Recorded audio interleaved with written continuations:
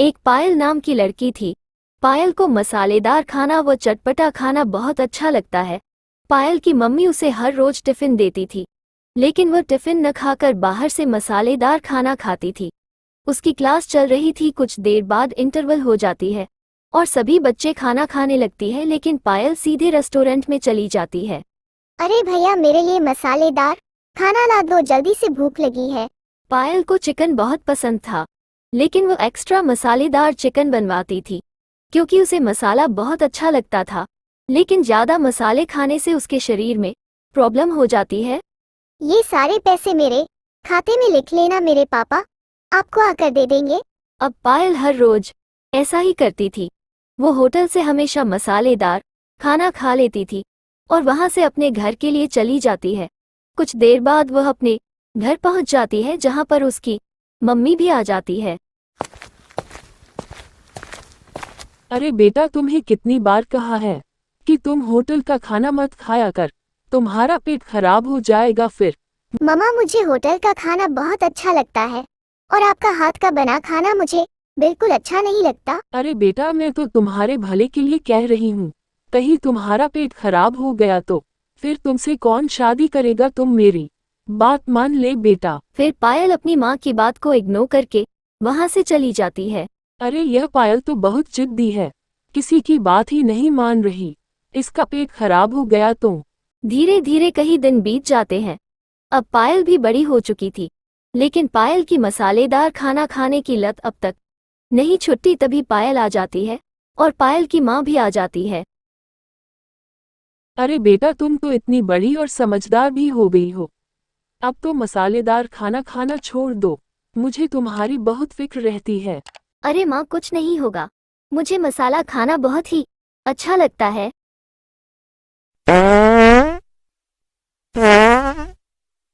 अरे बेटा, मैंने कहा ना, इतना मसालेदार खाना मत खाओ, तुम्हें पाद आने स्टार्ट हो गए, फिर तुमसे कोई भी शादी नहीं करेगा।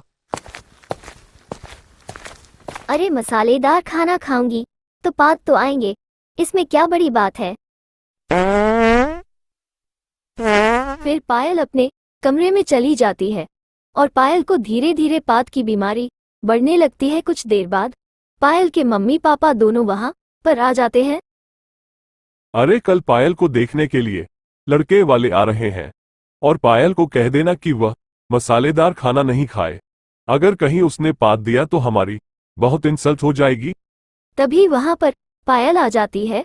अरे बेटा पायल, कल तुम्हें लड़के वाले देखने के लिए आ रहे हैं, तुम प्लीज कल तो मसालेदार खाना मत खाना।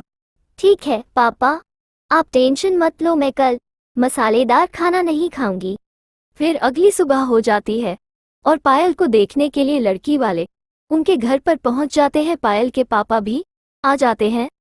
अरे आप किस चीज का इंतजार कर रहे हो समधी जी? अपनी बेटी को बुला लो ताकि हम देख ले। तभी पायल गर्मा गर्म चाय लेकर आ जाती हैं और सब पायल के हाथों की चाय पीने लग जाते हैं और पायल की तरफ देखने लग जाते हैं। अरे वाह बेटा पायल, मुझे तुम्हारे हाथों की चाय भी बहुत अच्छी लगी और तुम भी। हमें तो ये रिश्ता मंजूर है और हम अगले हफ्ते शादी करेंगे। फिर रिश्ता सबको मंजूर हो जाता है और अगले हफ्ते पायल की शादी मनोज नाम के लड़के के साथ हो जाती है।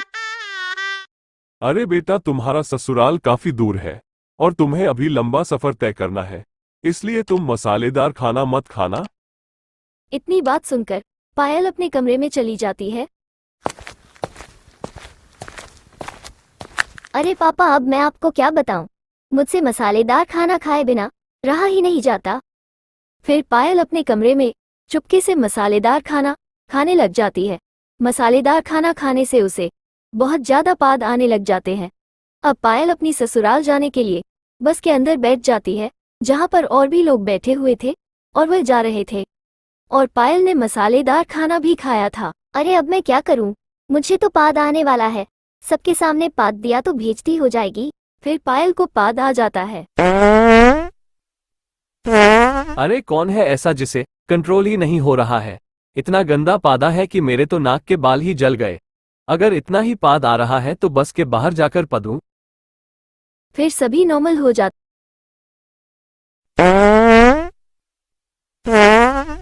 अरे ये कौन है जो पाद पर पाद मारे जा रहा है? क्या गोबर खाकर आया था जो इतना बदबूदार पाद रहा है? अगर इतना ही पाद आ रहा है तो बस के नीचे उतर जाओ। अरे यह क्या हो रहा है? ये पाद रुकने का नाम ही नहीं ले रहा है। अरे पायल, तुम ये क्या कर रही हो इतनी देर से? तुम ही बस में पाद मार रही हो, मुझे नहीं पता था कि तुम्हें पाद मारने की बीमारी है। अरे भाई, हमें क्या दोष देना जब तुमसे तुम्हारी बीवी का पाद कंट्रोल में नहीं हो रहा। मुझे लगता है ये तो पाद मारने वाली बीवी लेकर आए हो जो इतना बदबूदार पादती है। लेकिन पायल से पाद कंट्रोल में नहीं होता, वो और पाद देती है। फिर पूरे बस में पाद की बदबू हो जाती है। अरे भाई साहब, अगर तुमसे तुम्हारी बीवी का पाद कंट्रोल में नहीं होता तो हमें तो बस से नीचे उतार दो। फिर सभी लोग बस से नीचे उतर जाते हैं। पूरी बस में पाद की बदबू फैल चुकी थी। कोई बस में जाना ही नहीं चाहता था। अरे पायल, मुझे नहीं पता था कि तुम्हें पाद मारने की बीमारी है, तो मैं तुमसे कभी भी शादी नहीं करता और मैं तुम्हें अपने साथ नहीं लेकर जाऊंगा। मुझे माफ कर दो, मुझे बहुत बड़ी गलती हो गई। सब लोगों ने मुझे मसालेदार खाना खाने से मना किया था, लेकिन मैंने किसी की नहीं सुनी और मुझे पाद मारने की बीमारी हो गई। फिर पायल की आंखों में आंसू आ जाते हैं और मनोज पायल की आंखों में आंसू देखकर नर्वस हो जाता है और पायल को सबसे बड़े अच्छे डॉक्टर को दिखाता है। इसके बाद डॉक्टर पायल का इलाज कर देते हैं और पायल पहले के जैसे हो जाती है। फिर खुशी खुशी से पायल व मनोज दोनों एक साथ रहने लग जाते हैं।